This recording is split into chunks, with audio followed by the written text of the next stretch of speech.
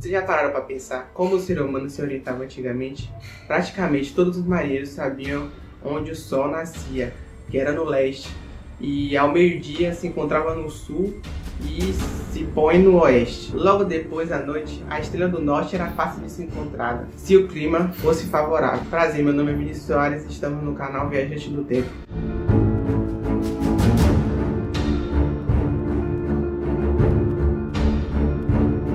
A bússola era considerada um instrumento para orientação e navegação, e seu surgimento é mais antigo que você pode imaginar. Embora tenha ganhado uma verdadeira importância no século XV, XVI, com os descobrimentos de novos territórios e processo de colonização, ele foi criado na China no século I a.C. Ainda antes do seu desenvolvimento, no século VII a.C., o grego Tales de Mileto já havia descoberto algumas pedras que tinham capacidade de atrair metais.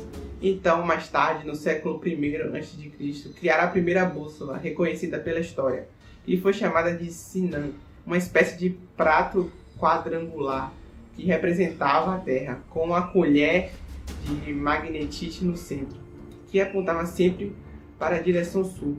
A magnetite é um mineral de óxido de ferro natural que sofre influência magnética. A civilização chinesa, portanto, foi a primeira a descobrir essa propriedade e utilizá-la como forma de encontrar pontos cardeais. Vale lembrar que a questão dos pontos cardeais tinha uma grande importância na cultura na China.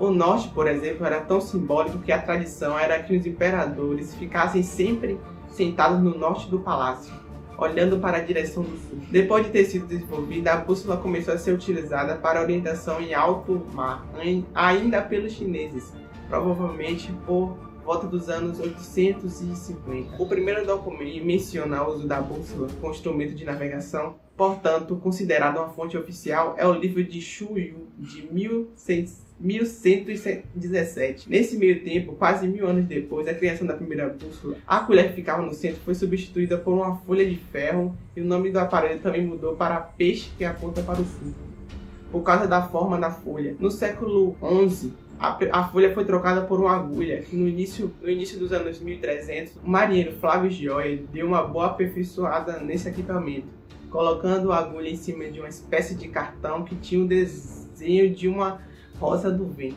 Mas como esse aparelho saiu da Ásia e chegou até a Europa? A verdade é que ninguém sabe ao certo como isso aconteceu, e o que existem várias teorias possíveis. A mais aceita delas era dos viajantes chineses, que teriam ido para o Oriente Médio depois para a Europa. Durante esse trajeto, a bússola tinha chamado muita atenção de cartógrafos e astrônomos, começando a se espalhar a partir daí. Tanto que no século XIII, o equipamento já era muito conhecido e utilizado por todo o continente europeu. A história da bússola não parou por aí. Logo, como se comprovou que ela era realmente muito útil, começou a ser cada vez mais aperfeiçoada, até chegar na versão moderna que conhecemos hoje. Em 1825, o britânico William Surgeon inventou o eletromagneto. Ao aplicar os conceitos de geração dos campos magnéticos, esse foi o pontapé inicial para o aparecimento da bússola moderna. Aliás, vários modelos começam a surgir de formas diferentes e tal. As bússolas encontradas hoje são aquelas bússolas bem pequenas, de caixinhas, com seu interior uma agulha bem pequena, com livre movimento, pequenas, com agulhas pequenas e de vários estilos. Agora você se pergunta por que essa atração acontece. Essa atração acontece porque no interior do planeta há uma grande quantidade de ferro derretido, que acaba funcionando como imenso imã.